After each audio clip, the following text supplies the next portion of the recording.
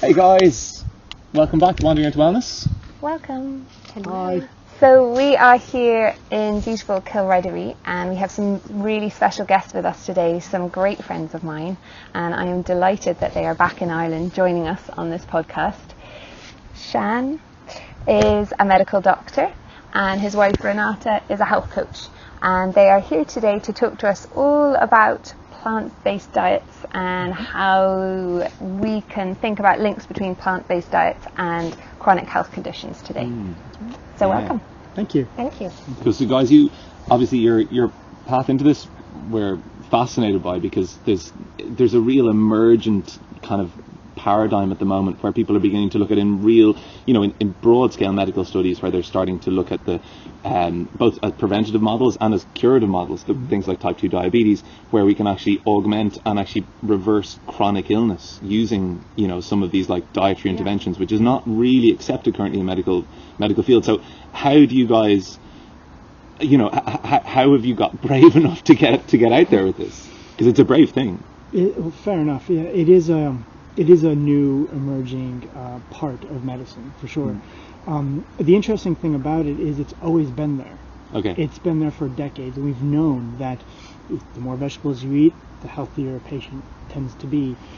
It's just, as you said, the large-scale studies haven't been there to support that common-sense approach. Okay. And it's only recently, in the last 10, 15 years, that you're seeing a lot of interest being garnered amongst the scientific community, because, to be fair, we've kind of reached a level where we can only go so far with the present methodology, the present pharmacological and the surgical management of chronic diseases. I'm a GP trainee, so I see this a lot in my surgery, where we've been managing patients for years on for their blood pressure, their diabetes, or medications, and it's just you see what we call this pharmacological creep. Every several years they have to add on another medication, they have to have another intervention, and patients are not dumb. They know that where this is going to end up, how this is going to go. They're not getting better. And that's where things are changing. Everybody realizes it.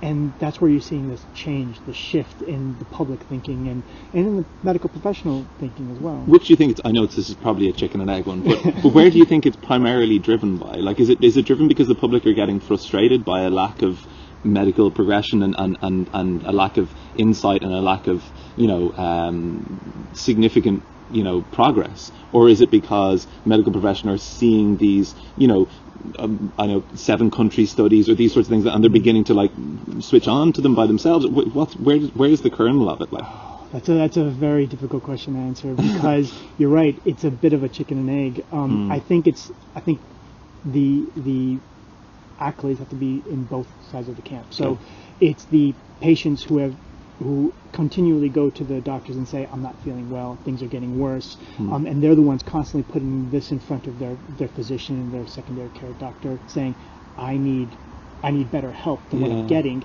And it's also the doctors, because I'm not sure if a lot of folks know, but doctors actually try to care. They try to help their patient. They really do. It's something that's really like, they're kind of demonized at the moment. In our bubble, they're really demonized. And like most people, you when you talk to them on an individual level, they got into it because they wanted to help people. But they're not given the tools to do so in a way. Is that it? That's exactly it. They feel they're taught one way of managing a patient and helping them. But when they get out into the real world, out of medical school, and they're applying that knowledge, it works great for the first few years, but then the patient doesn't get better. They're not cured. They're not healed. They're just managed. And that's not why we became doctors. For most of us. So we get frustrated. And we feel very very disempowered, I guess you can say, because all we're given are these litany of medications to provide or surgeries, and then that's it. We're not given more tools in the toolbox to work with. And this is where you're seeing this emergence of plant-based nutrition and these larger studies supporting other ways of helping people manage chronic diseases, because doctors are sick and tired of being helpless. Great. And it's lovely to hear that. It's true. And I mean, it's bad. It's not nice. But it's lovely to hear the frustration is turning into a thing. And this is why you're seeing more doctors jumping on that kind of bandwagon of how to manage a patient outside of a medical aspect. And it's important because as a GP, I'm told constantly to have as many tools as I can, build up a large enough armory to manage patients, to help patients, because if something doesn't work, we can always go to something else, and there's always options to look forward to. Yeah. With a plant-based or nutrition-based skill set, I guess you can say, you have a lot to work with in addition to pharmacological as well as surgical. So it's, for me, I find it feels like I have an infinite war chest to work with when I'm trying to help a patient, and I can always tailor their diet with the medication. So it's not mutually exclusive, and that's where a lot of doctors get concerned. If I prescribe, then I can't offer dietary advice, or if I'm going to offer dietary advice, then I can't give medications or I can't suggest surgery. That's not necessarily the case. Yeah. I mean, you're doing what's best for the patient, and every patient's different, and every patient's unique. But the basis of healing should always come from nutrition. Yeah. And that's my approach. Yeah. I think what's interesting is, even in you asking that question to Shan, like, do you think it comes from the general public or from the medical practitioners? Like, the medical practitioners are also the general public, right? Yeah, like, they're still people. True, yeah. And The the thing is, consumers I of it as think well, that yeah, it's the truth, we divide it into this kind of dichotomy of, like, you are either a medical person or you're a person. And, like, the medical people are people, and, you know, the doctors are going, hey, my back hurts, I'm going to go try this thing, it didn't work, okay, maybe I'll try yoga, hey, yoga really works, and then they go, oh, yoga works, I'm going to look into yoga, and then they have a thing to to think about, okay, this is another skill set that I can recommend, or my diet isn't suiting me, I'm going to go look into it, and then they have that to talk to as well. So they are the public, they are this awakening that's happening amongst everyone, and this search for greater knowledge and more empowerment, and that feeling of, like, actually I can do something for myself, and maybe there are things out in our environment that can help us. I imagine, I'm not a doctor, but I imagine the doctors are doing that, a lot of them, in their own lives as well. Most doctors that we know went into nutrition for the same reason, because they had a medical condition that they couldn't manage medically, so they needed to look outside of medicine and find and look at their diets, look at different things to try to manage their own condition. And that's why they became passionate about it. And another reason is, I think, because it's a big topic nowadays, is that humanity is sicker than ever. Like, we look around, it's really hard to find a healthy person who doesn't have any health issues. So that's becoming mainstream, that's becoming the new normal. So people are sick and tired of that because they don't see an end to that. So this is why diet and natural therapies and natural ways of managing disease is becoming so important and so big nowadays. How you guys have an interesting story about how you got into the fields that you're in, and how you came to this place that you guys are at now, where you're working together. Can you tell us a bit about that? Yeah, we had two good reasons, actually. One was my own condition, and before that was 2005, we had a daughter who was born with Down syndrome. She was our first child, and when she was born, we were kind of lost. We didn't really know. We weren't provided much information about what we can expect. We didn't know much about Down syndrome. Other than the medical aspect. Other than the medical aspect, which was not too positive, what we read in the medical journals about it. So we decided that we want a happy life for her, like any parent. We decided that we want a healthy life for her. And even though she was born with a heart condition and she had heart surgery at the age of 5 months, we wanted to look into ways of keeping her as healthy as possible. So the first thing that we looked at was our own diets, and we wanted to be healthy for our children. So we became parents. We wanted to be healthy parents, to stay around as long as we can for her and then for her sister. So that was the first moment when we actually started thinking about, let's look at our diets, let's try to clean it up, let's try to make it as healthy as possible, so we will be healthy for her and she will have a healthy life. Okay. And so whereabouts are you from? I'm from Hungary. From Hungary. Okay. So did you have, like, in your parents' diet or in your upbringing, did you have, like, things that you were able to look back to? You were able to go, okay, well, these are, like, healthy kind of food traditions from your own upbringing, or did you have to kind of go from scratch? Okay, right, maybe you don't have that. The opposite. Okay. I grew up in an eastern Hungarian village. Okay. We grew our own food, but we still had a meat-heavy diet, like the Hungarian diet, goulash or the beef stew and all these kind of things. They were made from scratch. They were made from animals that we grew. Was made with vegetables that we grew, but I didn't feel happier than anybody else. And then we had our second daughter, and 5 months later, my health disappeared.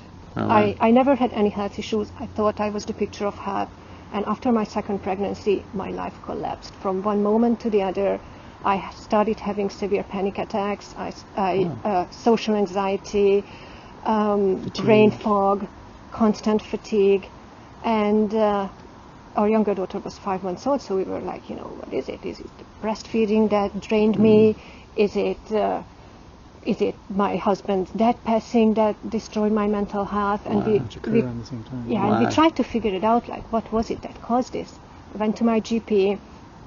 They said, you have 2 young children, your husband said you are at home alone, it's probably that what's causing your issues. Postpartum depression. I can refer you to a psychiatrist. I'm like, but I can feel that it's not in my head. I don't need drugs, I don't need antidepressants, I'm not depressed. I'm constantly at an altered level of anxiety. So it took years. I didn't take the medication route. I tried to manage. I took it one day at a time. Wow. And then a few years later, my GP did some tests. Everything was negative. There's nothing wrong with you physically. It's all in your head. Once the children grow up, it will be better. I'm like, but I need help now. Yeah, you have to have a life. Yeah. I have to have a life. I have to be there for the children. I think that's the thing that's frustrating a lot as a member of the public when you go to your GP often. If you're talking about something that seems intangible or might be not like a really serious thing, but a thing that's impacting your life, often the answer you're getting is, you're just getting older, and as you're getting older, these things happen, or you've just had a baby, you're chronically tired, and there's this assumption make it sound like as if it was normal. Yeah, it's normal, and you just have to live with it. You live with be that. expected. Yeah. You should feel pretty crap for a few years, but things will perk up. Yeah. Or not, or just Or like not. this is an inevitable It's decline. the new normal for the rest of your life. And if you're saying no, I don't accept that. That is not the life quality that I want. They're kind of like, I don't accept that either. When I'm with my patients, I don't accept that. I have 60-year-olds coming in to me who walk like 90-year-olds, and they say, "Oh, well, I've had this for a few years now. It's just this old is And they're age. saying their old." friends are the Just same, old so age. like, yeah. And I tell them no. I tell them flat out. I said, no, that's not true. You don't have to be like that. If you just make a few changes to your diet, you start exercising a little bit more. And by the way, yoga is the first thing I recommend to everybody. So I'm representing. So yeah, it's a big problem because society expects that when you hit a certain age, you start to decline. Yeah. And they easily accept those bumps along the road, the health road, as we normal. think that disease should come in old age. But we also see disease in children. Children are having adult diseases. Yeah, and I mean, like I was listening to somebody. Oh, who was it? I can't remember. A big U.S. doc, and he was. Oh no, I tell you, it was the guy who did Bruce Lipton, Biology of Belief, I love him. and he was talking about. He was like, in the 1970s, I would go to bring a pot meal party. Nobody was asking if you were gluten intolerant, and it's 40 years ago, and suddenly it's like every school is like no peanuts, no gluten, and it's wild. I mean, it's like a generation and a half, and it's the world is upside down with autoimmunity. It's mad. Yeah. What do you see plant-based diet as a way back to helping with that? Do you like the roots of autoimmunity and how quickly it's come at us? What do you kind of see as maybe a little bit of the cause behind that, and what are the quickest paths to looking? It's funny you after bring that? it up because the end of my story. Oh, sorry. Your story. No, it has to do with autoimmunity. Okay, good. So it took us several years. We tried different tests, different kind of, but it was all Western medicine kind of stuff, and nothing showed up. We did like tapping as well, and I mindfulness tried like meditation. tapping, mindfulness. We did psychological based Okay. healing. But we knew that it wasn't mental. It wasn't a mental issue. I could feel that something went wrong in my body with my second pregnancy that triggered it. But we didn't know how to look for it. Yeah, we didn't know because we didn't know what we were looking looking for. for. Exactly. Yeah. So I had thyroid tests done before, but only TSH and T4, which is the basic test GP still. It was all normal. You have a normal thyroid, no thyroid issue. A few years later, we ran a full thyroid panel privately on myself, and it turned out that I had Hashimoto's. Reverse T3, whatever was the the antibodies, the TPO the antibodies antibodies, were sorry, yeah. through the roof. Yeah, okay. So it was causing all my symptoms. So then we finally had something to work with. We knew what the issue was, and then we looked online and Started digging. we started digging. And if you look up autoimmunity and diet, it's the AIP diet that comes up, which is autoimmune paleo. But we already had a kind of plant-based diet at that point, and I knew that I couldn't live on meat mainly and vegetables. That's when we were like, there has to be another way. And we also had patients who were previously on the paleo and AIP type of diet, and it worked wonderfully at the beginning. Yes. Their antibodies went down, they felt great, they had more energy, but they hit a level where they started declining again. And that's the thing with the paleo diet. We see in a lot of patients There's a that ceiling. they come back years later that I did the paleo and it worked for a short period of time, Yes. but I'm more fatigued, the bloods look worse, I feel bad, I feel worse than I did before. So we wanted to try and heal me without going the AIP route. So we did some other tests, and if you have an autoimmune condition, then you automatically have gut issues as well. Leaky gut is a trigger for autoimmunity to start. So we looked into gut healing. We did a lot of gut healing. We removed gluten, dairy, and but I didn't have dairy at that point, and soy, and eggs. But we were plant-based, so we didn't eat eggs at that point already. And slowly, I started feeling better. Okay. A lot of focus on gut healing. And What did you use for gut healing? What interventions did you use in terms of supplement protocol, or can you remember any of the things that you... We didn't really overcomplicate this. Okay. I cut out processed foods. Okay. I cut out processed drinks. I ate a lot of jelly-type foods, chia seeds, flax seeds. Glucagon. As for a supplement, we use glucagon, which is a fiber that kind of helped to clear out the gut and remove substances that might be the issue there. We did parasite testing. Everything was negative. Was it? Okay, so actually when you were doing like stool analysis, you actually weren't Nothing getting... showed up. Nothing showed up.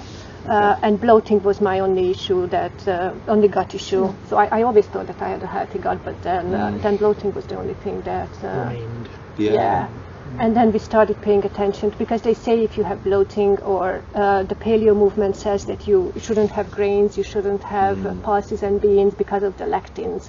But the lectin level actually can heavily reduced with soaking, 24-hour soaking. That's what we do. And then, when we phytate and oxalate and these sort of things, people go, okay. Cooking them pretty much gets rid of it. Exactly. And when we actually look at the healthiest groups of people on earth, they have a lectin-heavy diet. It's interesting. Yeah. Wow. So how quickly after going towards that plant-based diet did you begin to see like outcomes in terms of like panic attacks or the sorts of symptoms that you were really suffering initially? Like, was it a case of months or years or? No, definitely wasn't years. Within months. Was it within really? months? I think within 6 months, she was feeling better. She had her energy back. Wow. She was just getting back to. You could see it. You could physically see it in her. And did you see it, like, did you do, I'm sure you took lots of biomarkers as well, that's when you started to see improvements, and did you see changes there in terms Absolutely. of like... Just by removing gluten and soy, my antibodies reduced by half. Wow, there you Within go. the first, I think, 3 months. Yeah. So it was quite significant. Yeah. And then from there, it was just honing the diet, cleaning it up a bit more, and letting the body heal, because that's what the body wants to do. It wants to heal, but what we're eating, what we're drinking is preventing it from doing so. Yeah, so probiotics were another supplement that we did for the gut, single strain probiotics. Yeah. So when I had done a lot of research on sort of gut healing and stuff, all the stuff that seems to come up is bone broths. And that's a big, massive thing that people will talk about in gut healing, that you need to turn to bone broths. What are your thoughts on that? Interesting about that. We tried it in the beginning, but it didn't seem to offer anything else but a histamine reaction, and that's the downside of bone broth. That people who are histamine sensitive, then they have a reaction to that. We actually like when they get into fermented foods like sauerkrauts as well, unfortunately, sometimes you can trigger a lot of those things that it's designed to really help. And what would that look like, the histamine reaction in practicality? Flushing, itching. That was the one that I noticed. Okay. Wow. And of course, histamine reactions will promote an immune response as well, because histamine comes from mast cells, and mast cells are part of the immune system. So if they release their histamine, it will trigger the immune system by the back door, and that will pump up autoimmune responses. So this is why you want to make sure your histamine reaction, if you're suffering from an autoimmune disease, you want to make sure that histamine... And this is why it's important to look for the trigger. Yeah. So if you're a high histamine type, are there any things that you particularly do to manage that supplement or diet-wise that you found that were particularly useful? Well, ironically, staying away from fermented foods because of that high histamine response. Trying not to eat leftovers that have been sitting around for too long. Okay. So we always cook from fresh, and like even for our daughter. It's we cook in the morning. She takes her lunch from home. We make it in the morning and she takes it fresh. Wow, produce. But it's become part of our daily life. So if she's not in the kitchen being able to make breakfast, I'll jump in and we'll do something. I mean, we've gotten to the point where we are comfortable in swapping roles and getting the work done quickly, so we're managing it as well as we can. Prep. Yeah, it is. Once you have the habit, it's not difficult. No, so people might be like afraid of, making your own food and having an autoimmune condition, then it must be so difficult to eat. It doesn't have to be. Just keep it simple. It's an interesting. It doesn't have to be complicated. It's an interesting thing. It's a lifestyle choice, much like going to the gym or going for a run or having a glass of wine at the end of the day. These are lifestyle choices. You choose to do that. And I always tell my patients that the lifestyle choices you're making will determine your health in the future.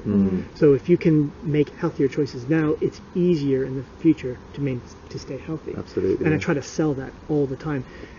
Try, like you said, empower patients to heal themselves. Isn't it funny that people are so invested in the idea of paying for health insurance? Like they'll give 800 quid, $1,000 more per year. People who are not well off will do that.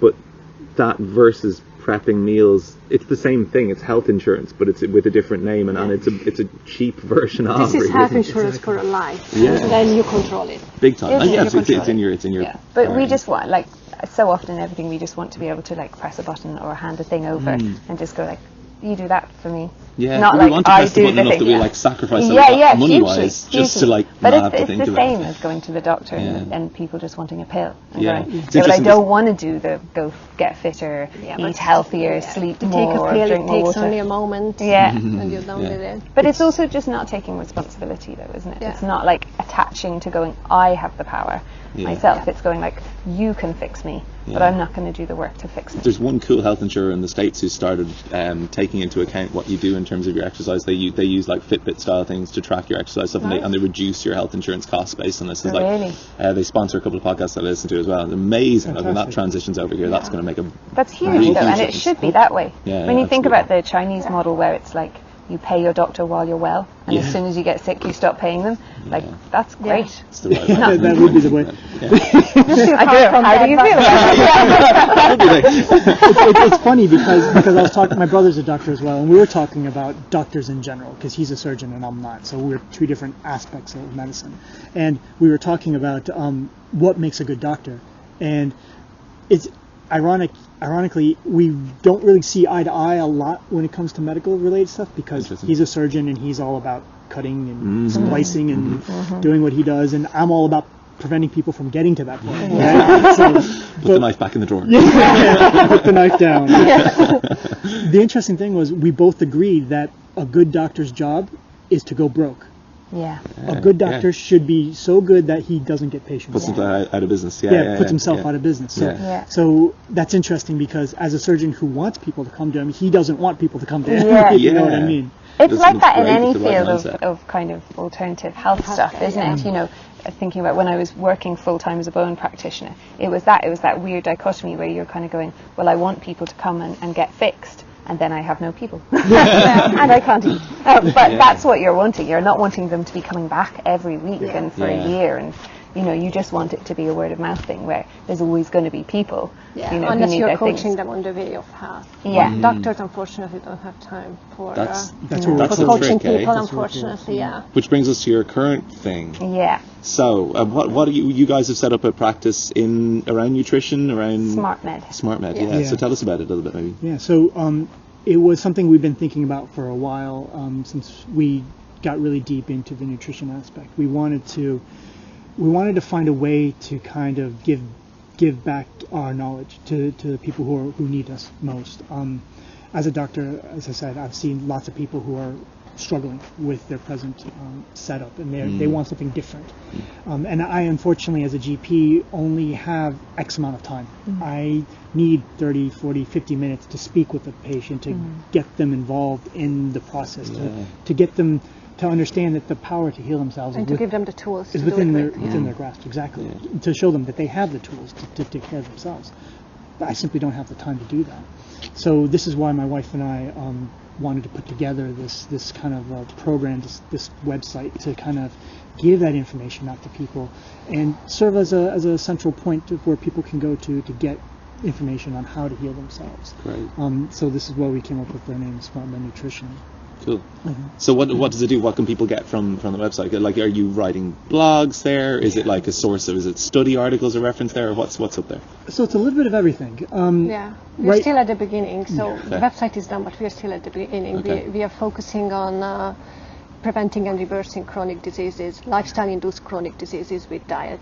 So we are blogging with references. We put the references in our articles, or the studies and research that's out there on the topic, and we want to put together a program for people from A to Z where they go and they can just go through the program, because chronic disease kind of has the same root. It all starts in our kitchen. It all starts on the plate, regardless of age. So we want to have a program for them with all the tools, with recipes, cooking, even because we hear from a lot of people that, I don't cook, I don't know how to cook.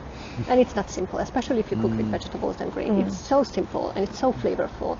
It's just people aren't used to it. Yeah. So they don't know, they don't know how to do So it. we want to give them all the tools that they can do to actually reverse or prevent their disease. Great. And can people get consults with you as well? Like, can they ring up and go, I have this and I'd really like to be coached? Do you do like Skype sessions that they can pay one-on-one, or is it just purely a website-based thing?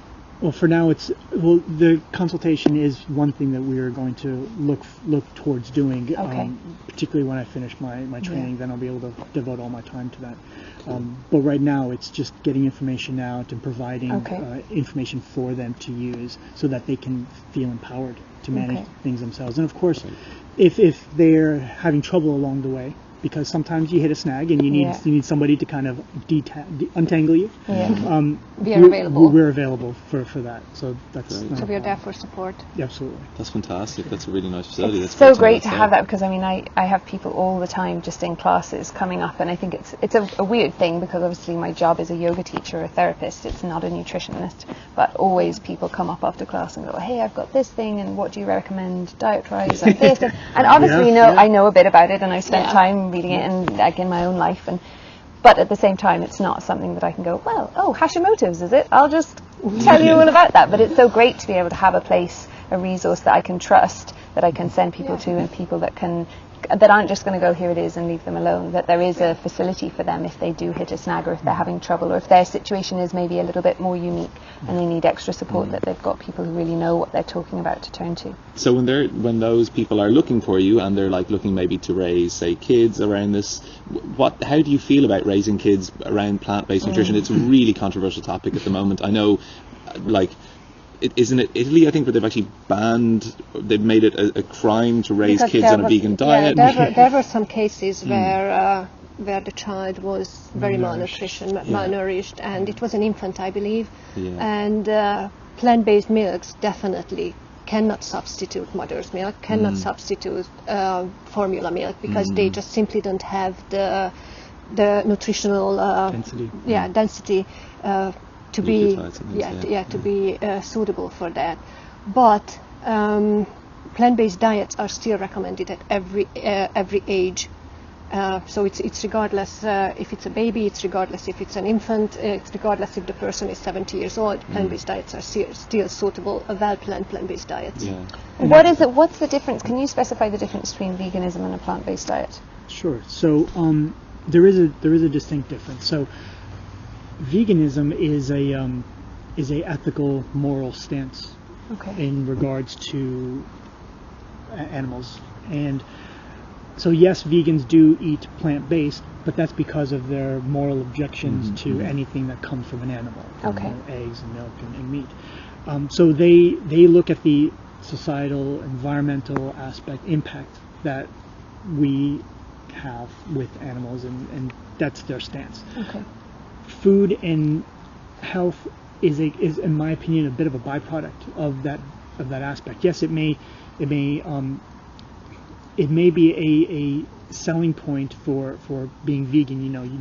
Don't eat meat, don't eat eggs, but you can be vegan and you can be unhealthy, and that's what I'm trying to get at. If you're plant-based, you focus more on the nutrition aspect of the veganism. So if you want to call it that. So I don't want to say that people who are plant-based don't care about animals, because we surely do. Yeah, I was going to say that. We Animal welfare is still a huge part of it. Right? Yeah, no, we do understand, and there are a lot of overlap between plant-based folks and vegan folks, but the plant-based ideology is not an ethical debate. It's not putting animals ahead of your own needs, essentially. No, it's putting your own needs at the top of the pyramid to some degree, from a nutritional standpoint. From a nutritional standpoint, yes, because, I mean, if the literature showed that eating meat and eggs and dairy was superior for your health, then we wouldn't be having this discussion. Yeah. But the fact is, the medical literature does not show that.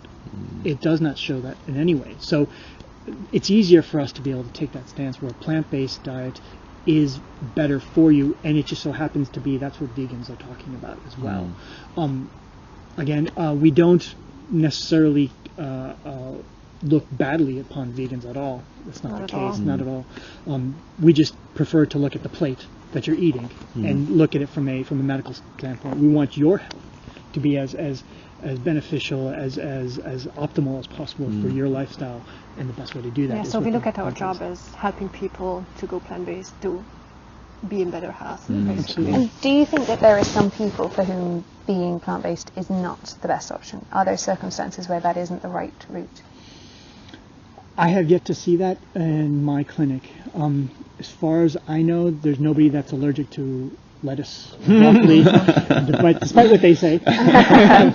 Okay, so interesting thing is, going plant-based will reduce, in the long term, will reduce your risk of becoming sensitized to foods. Okay. So if you have an allergy to nuts, that's not an anaphylactic response. So there is a difference between allergies. People use the word allergies for any kind of reaction they have in their body.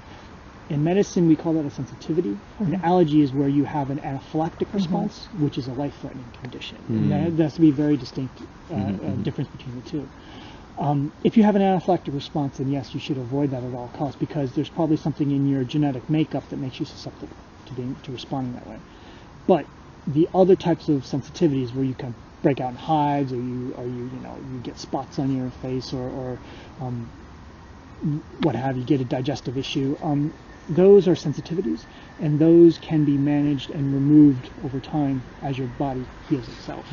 So it's interesting that you see a lot, as you said, you see a lot of allergies now. A lot of people who are sensitive, gluten and nuts and all the other types of food. A lot of that will go away if you start on a plant-based diet and continue on a plant-based diet. Okay. And we are talking about whole food plant-based. And we are talking about whole food plant-based. There is the deeper you go into this, the more the nuances occur between nomenclatures. So, if you, like I said, you can be vegan but unhealthy. You can be plant-based and still unhealthy. If you're whole food plant-based, you're going to be the healthiest of the three types. Because the types of food you're taking in will cover the very wide variety of nutrients and minerals that you need. So can you break that down? What does that mean, whole food plant-based? Do you want to go? What was your dinner yesterday evening? You don't know. From 2 days ago. Pretend. No, usually we are in vacation. So usually we design our plate in a really simple way to make it easier for me as a mom who cooks every day, and to make sure that I give all the nutrients to my children that they need. So when we have the plate, the majority of it is some type of whole grain. Brown rice, quinoa, amaranth, millet. And then the next portion is some type of protein, lentils, beans, pulses. And then we would have a whole bunch of steamed or roasted vegetables. And then a few pieces of nuts or avocados for fats. And then a few pieces of fruit. So that would ideally be a lunch or a dinner for us. Okay. It's amazing how filling that actually Absolutely. is. Yeah. Vegetables are filling. They really are. We rarely eat enough of them to notice it. How do you find that, though, when you're not in your own home, when you're traveling, or, like I have a son, obviously, and when you go to parties, for example, at other people's houses, or you go to stay in people's houses maybe for 3 or 4 days, how do you negotiate that? It's difficult. Yeah, the social part. The social part definitely can be difficult. But usually we talk to people, and people who we stay with, they know that we are plant-based, or we either bring our food, or it's not difficult to have healthy food available. Like we took the ferry over from the UK when we came to Ireland, and we had steamed rice with us, we had pre-made hummus with us with vegetable sticks, we had some baked beans. Some baked beans, yeah. So even if we travel, fruits, we always travel. Nuts, fruits, nuts. Yeah, for snacks we bring fruits and nuts for the children. And would you always soak your nuts? Usually we soak and dry them. topic. Yes, ideally we would soak and dry the nuts before we eat them. Unless And the then pistachios. pistachios. We do them in big Brazil nuts. batches. Like it may sound difficult, soaking your grains, soaking your beans, soaking your seeds and nuts, but we do them in big batches. Yeah. Like we just toss them in the oven, soak them, big amount, put them in the oven, dry them, and then not the beans though, and then just put them in containers, and they are readily available. Yeah. And so what about then, what does that look like in school for your kids? Do they eat lunchboxes or do they eat school food? And how do they negotiate that? They take the food from home. They take and the they prefer taking their food Oh, from good. home. Okay. Nice. I mean, with our younger daughter, Kira, there is some Bigger room. wiggle room because all her classmates have quite unhealthy lifestyles, and the foods they bring to school are less than desirable, and so she gets a lot of pushback from her classmates. Oh, why are you eating that? Ew, that's disgusting. And the funny thing is her classmates are overweight, they're covered in eczema, they've got asthma, they've got chronic health conditions, and they're all 12 years old, 11 years old. Wow. She's the healthiest child there by far. Never a sick day. And she's the one being ridiculed. It's just, it's just not. It's so hard though, unfair. isn't it, to explain that? My son's only just turned 4, and it's very hard. Like going to a party, often the party spread is, crisps, chocolate, Haribo, marshmallows, cake, fruit, great, fizzy drinks, squashes, this kind of stuff. And it's very hard to be the one parent there going, no, you can't have that thing, or no, just 2 of those ones there, or like, here's the breadsticks. It feels like you're making a massive judgment on the other parents and their choices. Absolutely, and it's also a huge part of denial for your child that you're going, no, you can't have that. It's definitely not this. a judgmental thing, obviously, from our side. What we can do is we can show them the example. We can tell them, and they see it at home, what's the healthy way of living. And we gave them the freedom. They know they have the freedom if they go to a birthday party to choose whatever they want. But what we notice is that they choose water. They choose the healthiest option that's available there. So it's paying off. Yeah. And they don't feel restricted. They know that, I could choose that burger. Okay. Yeah. But rather, I choose this because this is healthier. And That's why their taste buds have known from day one. That's what we noticed when we went plant-based. It took a few weeks, and our taste buds completely changed. Cravings went Attitudes away. to sugar and stuff. Cravings went away. And food was just enough. Like, you were satisfied with your meal for hours. No craving in between. It was interesting because I remember I cut up a pineapple that we had let sit for an extra couple of days because we had forgotten about it. And when we were plant-based, and I remember just how sweet that was. It was super sweet. And I didn't remember. Oh, it was too sweet. It was too sweet because our taste buds had changed, and we weren't used to eating it. So even normal fruits and vegetables can be super sweet in the right conditions. So I can only imagine how. I just can't recall us eating all the processed foods before and thinking, oh, this isn't sweet enough. Yeah. It's like I had last night. I had a meal, quinoa, a load of bits and bobs in it, lots of veggies, and I finished the bowl and I'd made extra for today. Histamine problem, but I'll go back and check on that one. I was sitting down. It was like I actually ate quite early as well. It was amazing. I was like kind of home and on time, sort of like 8:30, which is early for me. And I was like 2 hours later, and I was like, okay, kind of time for bed now. And there's a tub of Booja Booja ice cream sitting in the freezer, but it's been there for months. And I had somebody over last weekend, and their kid noticed it in the freezer, and I was like, oh, that thing. I was like, damn. And it hit me on my way to bed. I was like, ugh. Just get rid of it. Just eat the damn thing. Get it. But it's weird. It wasn't coming from a place of kind of like, okay, food is done. Now something sweet. It was kind of like, you know, it was a really enjoyable thing to do, but it didn't feel like a routine. And I remember coming from that place of routine. I have so many friends who do, and I've lived with people who kind of like, it's immediately from dinner to the sweet thing, and that's the pattern of the rest of the evening is sweet stuff and mugs of tea and biscuits and whatever. It is really strange. Like, just looking at me, they're like, basically that's you. That's not true, is it? Ooh. Oh, mugs of tea for sure. Mugs of tea for sure, but come on, we're not talking like builder's tea with. I do have a sweet tooth, though. I can't pretend that I don't. Yeah. I mean, I don't eat loads of rubbish, but I do like to eat some dark chocolate. We're talking about the odd date, you know, the odd date and a bit of dark chocolate. It ain't so bad.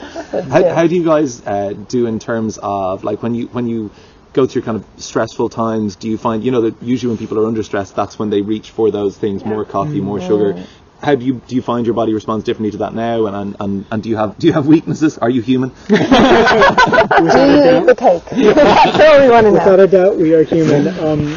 When I used to work in hospital and I was stuck on those twilight shifts and those night shifts, let me tell you, your circadian rhythm is all kinds of messed up, and it plays havoc on your appetite without a doubt. And I didn't really notice it when I wasn't fully plant-based, but when I went plant-based and I noticed it, there's a reason why the person who brings chocolates and sweets in for a night shift is hailed the hero of the day on the night shift, because your body just crashes at a certain point and you need to stay awake.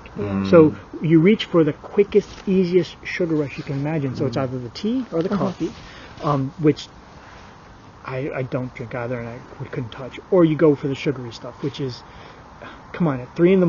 when you're just done seeing a patient, you pass by the box, you're like, oh yeah. It's gonna happen. It's gonna happen. Yeah. But so yeah, I'll be honest with you. It's definitely was difficult at that point to resist. But during the days, super easy to resist. I mean, I would go into the W.H. Smith's at the hospital, and there's just, ironically, in a hospital, there's 3 rows of junk food, Isn't there? and like a half a row of like nuts and Barely seeds a and fridge, stuff. yeah.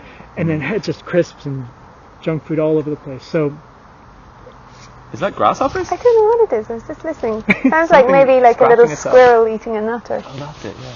Sorry. Sorry, you probably can't hear that. Sorry, guys. Brief intervention.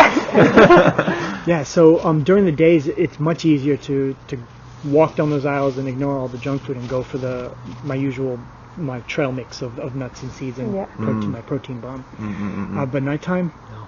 It's amazing how strong that drive Yeah. is in your body as well. When it's like, if you're going to make me stay awake, I'm going to make you eat some things you don't really want to eat. Yeah, and it's satisfying. It's an undescribable satisfaction having that really bad food at that time of the night. It soothes the soul, and you're like, I'm good. Yeah. It's fantastic. It's So weird. one of the things I found, I started practicing kind of like cyclical ketosis, like metabolic flexibility more than anything else really, for the last 3 or 4 years, and my blood sugar response is so even, to the point where like I find it like 3 or 4 in the morning when I have to do like late nights working or whatever. I don't have that kind of. I remember when I used to drive to the farm really late at nights every Wednesday night, and I would be like just getting there kind of like really fading, like dangerously fading. Yeah. And I just don't get that anymore. Do you guys do you do kind of keto, or have you looked at keto? I mean, it's really challenging when you're doing it on a vegan or a plant-based version of it, isn't it? So, do you want to talk about keto? No. Fair enough, you don't have to. You said nothing was off limits. So we're not big fans of the keto. The keto diet. Interesting. Because the reason for that is because, number one, with the keto diet, you need. I'm really hearing that. Yeah, I know, it's so loud, isn't it? I feel like I want to go and explore it. Yeah, it's just over that dip. Isn't just it? under that dip. It's loud though, right? Yeah. Do you hear it, Kira? Some of the people who are listening on have to edit this one. YouTube are just like, sorry, pause for squirrel hunt. It just feels like we're talking about. Feels like we're talking about snacks. Termites? Termite. I don't think we have Termites them here. don't make a crunching sound like that. Whatever it is knows that I'm around. What's wrong? Decided to stop making noise. Something to do with A&E, an urgent. No, that's no. fine. They're looking for locum work. Sorry, we'll edit that. Sorry about that. And the note to Kevin. And the no to no, the ketosis is. So you are not a big fan?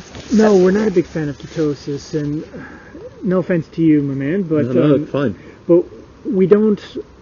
I'm not in nutritional ketosis. That's not I'm not Yeah. hardcore about this. Yeah, stuff. that's It's more about getting to know that my body can do this other thing in the background. But go on, sorry. No, well, that's fine because ketosis is a point where you reach how many hours do you have to be in order for ketosis for you to start? About 14 hours? Well, 12 to 14 kind of thing, and you begin to see like it goes up to kind of 3, 4, that sort of thing. That's right. Yeah. That's right. That's right. So that kind of fits in with intermittent fasting. Yeah. Right along that. So that's what I do. Okay. All right. I do. So basically, it's time fasting. Yeah. So Shan, you're not into you're not into the ketogenic diet. No. I feel that that if you're eating a plant-based diet and you're allowing your body to heal efficiently, naturally, being in a ketotic state is counterproductive, and it's not a long-term strategy for eating well and for living well. Yes, it's grand for a short period of time, a few months, year, whatnot, but I don't think that that's sustainable for the vast majority of folks. I think it's far easier for most folks to live on a plant-based diet. Okay. It's easier for them to do that rather than restrict themselves and get to that ketotic state. So the word restricted, so time-restricted eating, if we were to bring it back to that, which also has some sort of it's a pathway towards ketosis for some people. How do you feel about that when you just begin to restrict the windows of feeding? Yeah, so there's there's some, in the last 5 to 6 years, a lot of data coming out about that, and they're showing a lot of health benefits. They're seeing lots of people's objective markers, their blood levels, their hormone levels, their whatever they're measuring, they're coming down quite rapidly too, faster than any medication we could prescribe in medicine. Amazing. But they don't know why. We have no idea how it works. We have lots of theories. We have theories, the glucose decrease is causing a ketotic increase, which is causing cells to shift and produce new RNA strands for this kind of replication and that kind of synthesis. We have no idea. All that we know is that it works. But there's no real good science behind what's going on. Yeah. My concern is that it's for ketosis, is that it's hard to maintain, it's hard to keep going for that period of time. And the patients who have been able to keep at a steady ketotic level for years, they hit that ceiling that we talked about earlier, where they don't get gains anymore. They don't see that progress rather, and so they either get really frustrated, or they start to, when they hit that ceiling, they start to degenerate. The symptoms become really bad. They start getting sleeplessness. They get really bad digestive issues. The hormone levels start going out of bounds. And again, we don't really understand the mechanism by which ketosis would help, and more importantly, we don't know why things tank in the end. Now, that's just based on what I've read. I haven't necessarily practiced ketosis. I'm dabbling with intermittent fasting at the moment to see how I feel personally. So that's just a personal thing, and because the data is coming out showing it, that's doing well for some people. But I don't know if that's a long-term strategy. As you can tell, I'm not Irish or Hungarian. I am of a different color skin. I'm Indian by genetics. So my mom and dad are both from North India. And in North India, there's a lot of fasting. It's a part of the culture. So it's not something that I'm not familiar with. And I, in fact, used to do it with my mom and dad when I was younger. So it wasn't a problem. How did fasting look in North India? What part of the culture was that? Like what? It was so. Are we talking in Muslim, Islamic, Hindu? So how does it fit into Hindu practice? I'm not Hindu. I'm Sikh. Okay. But the Hindu and the Sikh cultures are very intertwined. They're very similar. It's like Northern Ireland and Ireland. You can't really extricate the two. Right. So whatever one culture ended up doing, the other one kind of picked up and took on. So the Hindus would fast as part of their religious, spiritual journey. The Sikhs kind of did it every so often, willy-nilly, I guess you would say, to help them for whatever reason. Now, there's nothing in my religion that says you have to fast, but it's an accepted part that you can fast if you need to, if you want to. And I remember doing so with my mom, because my mom was vegetarian mainly, so she was very much into her trying to get her spiritual health in check and her physical health. So she would like to try to fast every so often. So we would spend a day and fast. And so I got acclimatized to that very young, very early. So I thought as I got older and the studies started coming out saying that prolonged fasting for a minimum of 12 hours shows some health benefits, I thought to myself, well, I know how to do it. It's not that hard for me to do, so why not give it a shot? So I'm in the process of doing that. Okay, which you use, so you were like 8 at night until sometime the next kind of mid-morning? Yeah, so exactly. So my last meal will be whenever we have dinner, and then 8:30, and then actually 7. We're a bit earlier, and we're back home. Good for you. And jealous. and then I'll. Morning time comes, I'll have a glass of water, and then I go straight off to work. And I won't get my first meal till lunch, which is around 12:31. Okay, good. So that's 16, 17 hours. Yeah, it's a decent stretch. And so, do you train a bit? Yeah. And do you fasted train? How do you feel about that? And how do you feel about like athletics and plant-based and that sort of stuff? So that's 14 questions, but no. It's good because this isn't a debate my wife and I have on a regular basis, a daily basis. It's not a bad one. It's not a bad one, because she's of the mindset that when we train, we should have glucose on board for energy usage, and she's absolutely right. But some of the literature out there in regard to intermittent or time fasting doesn't prevent you from exercising or working out. So they find that there are good gains to be had by growth doing hormone that. seems to spike with some types of training response to, doesn't it? Yeah, exactly. So I'm not sure. To answer your question, I'm not sure which one is better. But how do you feel on it? Do you feel a difference? So what I do is when I wake up in the morning, first thing I do is my yoga. I do my hatha yoga for 20-30 minutes. And when I'm done, I just grab my second glass of water and I'm ready for the rest of the day. That's all I really need to go forward. And then when I get home, I'll do a HIIT exercise, HIIT exercise, or a kettlebell workout if I've got the time, which most times I don't. Home is for when I come home, it's for children and wife, and well done, you. Very little extra time for that. Yeah. But I try to sneak it in. But again, when I do the heavier stuff, it would be after I've had meals, obviously on board. Okay. But it seems to work well. I seem to feel. You function well. I function fantastically. Mind is bright and that sort of stuff. Yeah, I go to work, I see my first patient, and I don't stop until 3 hours later, and it's just nonstop. Yeah. So I feel on the whole for everything. So there's two like really interesting ultramarathoners you probably heard of. I'm trying to remember their names now, but one of them is a vegan or a plant. Well, I think he actually is vegan, and he won some ridiculous 300-kilometer race I think last year. That was a kind of put the veganism stamp on, or at least kind of it shut up the audience that was kind of like, you can't do these things without meat. And the other guy is somebody who does a lot of who's a keto athlete, who's also an ultramarathon runner. I'm trying to remember his name because they're both kind of breaking records beyond other people. Right. And they're the only two people at the level in their field who are practicing these really alternative diet methods. Do you think that like at some point when the body's been put under this sort of level of stress, because one of the things we see a lot, and I've seen certainly with people I've come across, both plant-based, vegan, etc., that when the body's put under stress, it's suddenly like you get these nutrient stores that are perfect for years and years, and then suddenly like B12 drops through the floor and they can't get it back up, or these sorts of things.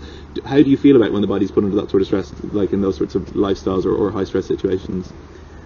It's a complicated process, and it's very difficult to judge in advance of where a deficiency may be hiding under the surface. And that's one of the things, as we talked earlier before the podcast started, I have a lot of different interests, and one of them is trying to figure out mineral and vitamin balances and why some stores seem to just deplete on a dime where others seem to be resistant to every kind of stress. Yeah. And it's a fascinating thing because the human body requires all these nutrition, all these bits of nutrition at all parts of their life, but in varying quantities and in varying ratios.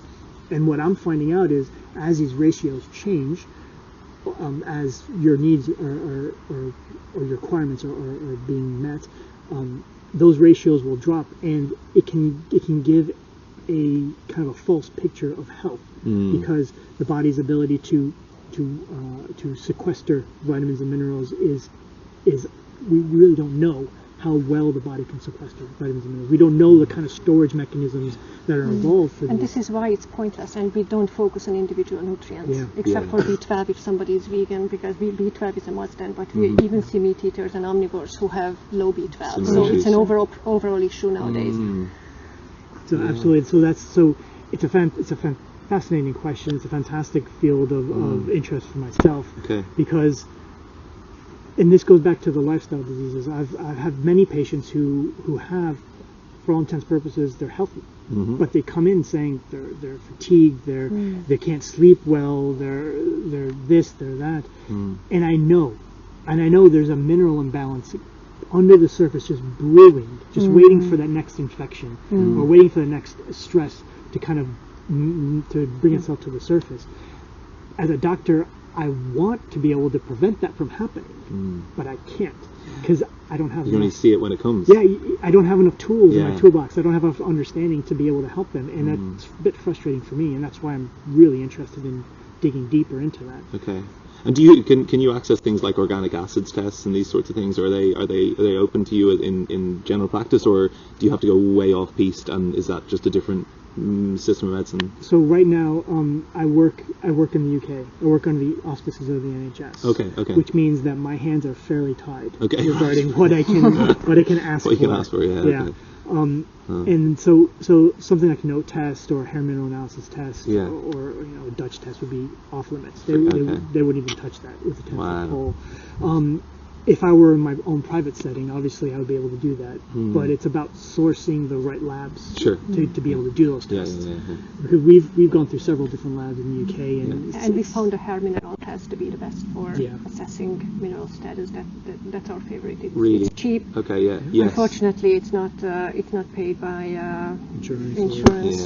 so it's a private test, but it's affordable, Yeah, okay. and it shows a good. great picture of how. So without those tools available to you, if you let's say you're picking the Joe public and you're kind of telling him to like do one thing, eat one food, let's say, like you have to have favorites. I know you're not allowed to pick favorites, but you have to have favorites because there's some really like some get a lot of attention, some don't get so much. Are there any particular foods that you think that people are missing out on that could be? Vegetables. So Pick a vegetable, give me something. if there is one thing that we would tell people, even if they say that they can't imagine that they can go plant-based, make your diet a vegetable-heavy diet. Yeah. Another like powerhouse And a vegetables. variety of vegetables. See, that's the because thing. they all have their benefits. This is why they say, I know. We can't because, and that's a different. Is it about that rainbow thing? that's why they That's say the eat the problem. rainbow, If we focus because on they are one or- helpful together. Yeah. You can't focus on one or two vegetables or two groups of vegetables because that's not how nature designed us. This is why it's misleading to read yeah. articles like eat this food to combat high Yeah. cholesterol. Sure. Yeah. It can't be done. So It won't it do can anything be on its one own. thing, yeah. It has to be a persistent kind of good diet to prevent these kind of conditions. So eat the rainbow. Eat the That rainbow. is the advice. That is absolutely the advice. It's solid. Eh? I would just before we, because I know we're coming to wrapping up now. I would just like to talk or ask you a little bit to talk about your daughter Jasmine, because you mentioned earlier that she was born with Down syndrome and that kind of started your journey. And I think it would be nice to then finish up our talk coming back to her. And how have you found she's responded to this? Because I'm sure there are going to be listeners out there who might have children with Down syndrome, Or even who have children. Absolutely. Changing children's diet Yeah. is not easy. Especially we started, Jasmine was around 6 and her sister was around 5 when we decided that we have to change our diet in order to have a healthier life. It's definitely a process. It took us at least, I would say, 2 years when we got to a point where we were happy with their diet. So slowly, we didn't want to make it stressful for them. We didn't want to make it a forceful kind of process that I take this out and you can't have that. We kind of removed things, they weren't available, and over time they didn't ask for those things. Yeah. And we go shopping with them, we teach them how to read labels, what to look out for, and how to choose their foods to have a healthier life. Jasmine was also diagnosed with Hashimoto's like myself, so her diet was kind of restricted and still is at some point, she doesn't have dairy, she doesn't have gluten, and she doesn't eat soy because of her condition. And her Hashimoto's just turned over. In Western medicine, they tell you once you have Hashimoto's, your antibodies cannot come down, but that's not true. Hers are almost in the normal range after Hers only started out 3 years. in the thousands. Her antibodies were in the thousands, and we And brought it's normal hers. under 34. Amazing. Yeah. So it was through the roof, and just with diet alone, no medicines, no nothing. We were And able she to loves pass to that. eat. She loves to eat. And Does if she? it would up to her, then she wouldn't stop eating. She loves to eat. But So we had to make sure that because she loves to eat, we have to give her food that she can comfortably eat as much as she wants. Yeah. And what we noticed is that she knows when it's enough. Okay. When she feels that she's satisfied, she's full, she'll say, I've had enough. See, So she one- doesn't overeat. Yeah. One of the things what worried us when she was younger, before we made this change, is that Jasmine had a ravenous appetite. She would eat and eat and eat. I mean, And she was born into a Hungarian diet. When she was born, we still lived in Hungary. Okay. so that's a So lot it of was meat. meat that's a heavy, lot- lots of oil. refined carbs, lots of pasta. So she would eat all this food, and she would love it, and we were very happy and proud. But then it got to a point where we're wondering what's really going on. Years later, when we finally figured out that she did have Hashimoto's, one of the symptoms of Hashimoto's in children is a ravenous appetite. Oh, really? The inability to do not know when you're hungry. So is that a leptin ghrelin thing? Sorry, that's Yeah, getting it's very a off track. leptin issue. It is. It's a Yeah, leptin yeah, issue. it's Oh, with related to Hashimoto's. Didn't know that. Interesting. Because it's an autoimmune process, and the autoimmune process affects the entire body, Yeah. just the thyroid more Yeah, in one yeah. case. So in this case, so when we were able to start to reverse her Hashimoto's with the diet, she miraculously started self-limiting how much she ate, because she would say, "I'm done." She would literally stop it herself, which was unheard of, which was amazing. This is how we knew we were on the right track, and this is what gave us the confidence to say we can continue with this dietary change. And over the years, after 2 years now, or 3 years now, 3 years For now, her, yeah. yeah, she has she now tells us what foods that she can and cannot eat. Obviously, she'll push the boundaries. She'll be like, "I want that, I want this." But when it comes down to eating, she knows I can't have gluten, and she's happy with that. She doesn't miss it. She can't have dairy. She knows that she doesn't eat it, and And when it's because she feels a sensitivity when she No, Makes it- it's no, probably- she's just- she she's learned used it. to it. She Wow, knows she's it, just- yeah. wow, that's great. she's made these. She's taken these restrictions that normally children would rail against, and she's made them her own. Yeah. And she says, "This is what I won't take, but everything else is okay." And my son's the same with dairy. Like, he knows, like, he'll be, if people are eating ice cream, he'll be like, "Oh, is that dairy?" Or he'll be like, "Oh, Mom, they're eating an ice cream. Is it dairy?" And they'll go, "Yeah, it's dairy." And he'll go, "Okay." And that's the end of it for him, because he knows that's just how it is for him. The interesting is, the earlier you start with children, the easier it is for them to recognize those foods that are not beneficial for their health. And that's, as a doctor, as a health coach, that's our approach. We don't want to restrict children for the sake of it. We want to just keep them away from those things that are not going to benefit their body, benefit their mind. That's it. It's as simple as that.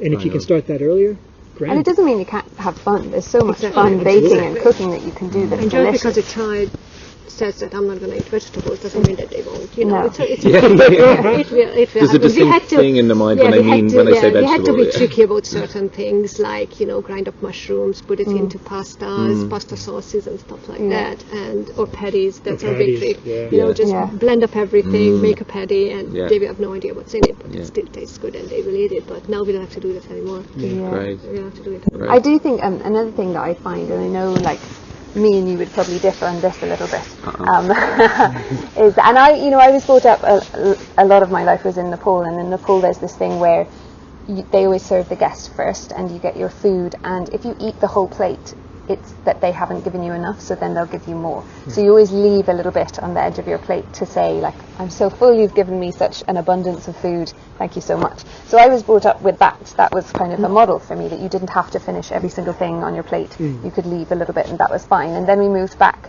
to England, and suddenly it was really rude to leave food, and that you should just eat everything, and that's the way it is.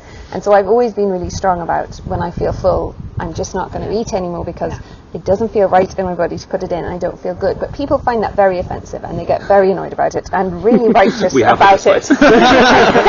And people are always, people are saying, but that's so wasteful, and you're wasting all this food. And there's this massive thing with kids, just one more bite, or just have 3 more bites. I'm full. No, just finish your plate. No, and I find that difficult. I don't know. It is difficult, and we always wanted our children to have a healthy relationship with food. Yes. We didn't want them to feel like, that feeling that they attach to food, that I was forced to eat that. Yeah. So Food we never do. anxiety. Yeah, food anxiety. We never did that.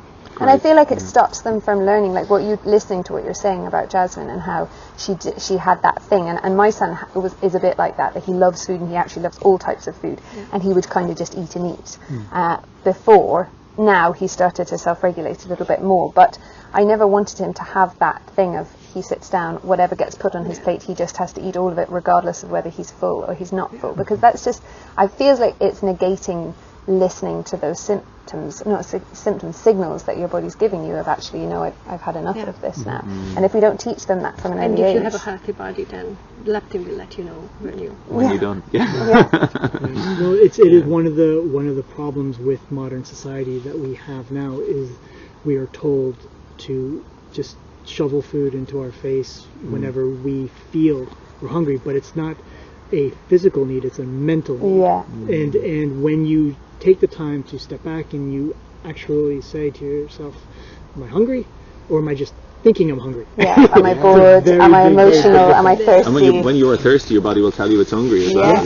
So often. Exactly. So it's interesting, because I have a patient that I just keep touting, because he's one of my success stories. He's got a very bad lifestyle picture, but when I clued him in on what he needs to do, he came back to me just last week, and not only did he look better, he was complaining. He was saying that some of the pains that he had in his knees and his legs had gone away. And I said, well, what are you doing now that you feel better? And he said, I'm walking to the pub more often. Cool. That's great. Genuinely, that's great. And I was happy for him. I was happy for him that he could actually go there and back a couple of times a day, where before he could barely get to his mailbox, which is fantastic. So he was very surprised. And this was only after 3 weeks. He was very surprised to see how his body was changing. And one of the things he was noticing was that his appetite had changed as well. He wasn't finding himself ravenously hungry anymore. Really? And what changes he made? So I gave him the full litany of things, and my approach is the throw as much at the wall as you can and see what sticks. Yeah, cool. Because you don't know what the patient's going to pick up and what they're going to say, I can do and this. What they're mentally ready for. And what they're mentally ready for. Yeah. So I know some doctors like to throw just a little bit, and I'm of the scattergun shot approach. Just throw everything out there. Whatever you pick up, grant. I'll pick the rest, and we'll recycle it for later. So he picked up the gluten. Great. And he picked up the dairy. So the meat, he said, no, I'm not going to give up that. He's like, the alcohol, maybe later. And the smoking, I'll change to vape. So he did those things. Smart changes within his. And that's huge to make those changes straight off the bat. That's a lot. I was not expecting him to come back with any changes under his belt. So I was very surprised very happy, and more importantly, he was surprised. Because we checked his blood pressure, it had already gone down by 10 systolic points. He had already lost, I think, 1 kilogram, which he had never done before. He looked better, physically better. He wasn't out of breath walking into my office. It's just huge. 3 weeks. Just 3 weeks. Body wants to be well. Body is dying to be well. So I feel like we should give this goodie bag to your patient, not to you guys, but here we go. Because he's definitely earned it. That's amazing. Absolutely. So each and every podcast we give away goodie bags to our subscribers who've commented or whatever. Today we kind of brought along a news stuffle with some bits for you guys. So we got some goodies, some of my faves, some of your faves. So we got some. I didn't get that's medicinal mushrooms chaga you might have come across. We've got a grain-free paleo granolas in there. I don't know if you've ever across that. Some dates. Oops, that's more Lydia's sweet tooth than that. But they're delicious medjool dates from Palestine, so we're supporting some good kind of healthy kind of food politics as well. And two of our favourite things, there's some pre-cooked quinoa for those nights where you can't. Nice. Some of our own, this is one of the things we make in the shop. We make our own fresh peanut butter as well. So it's like no oil, no salt. So try that really out. I hope you like it. And another really delicious spread as well, hazelnut and berries kind of spread. Nut spread thing, enjoy that. And two things that we're really into as well. So, New Zest. Have you come across these guys? No. Ooh, great. Good. They're always experimenting. Okay. Always experimenting. This is the only protein powder that I've taken that sits in my digestion well. I've tried so many different ones in all different ways, and they always make me feel sick afterwards. I have a really sensitive digestive system. We won't analyse it, Shan. We'll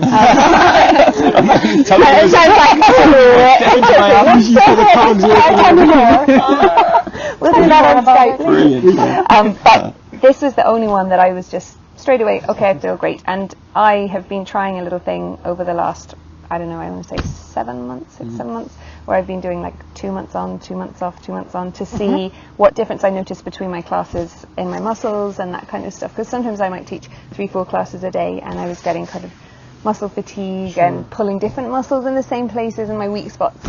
And when I took this, nothing. I just felt great. No muscle pains, nothing. And I was kind of like, fixed it, got my yoga on, nice.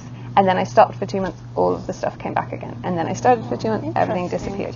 So I found it amazing. Fascinating. How do you relate this or rate this versus hemp protein?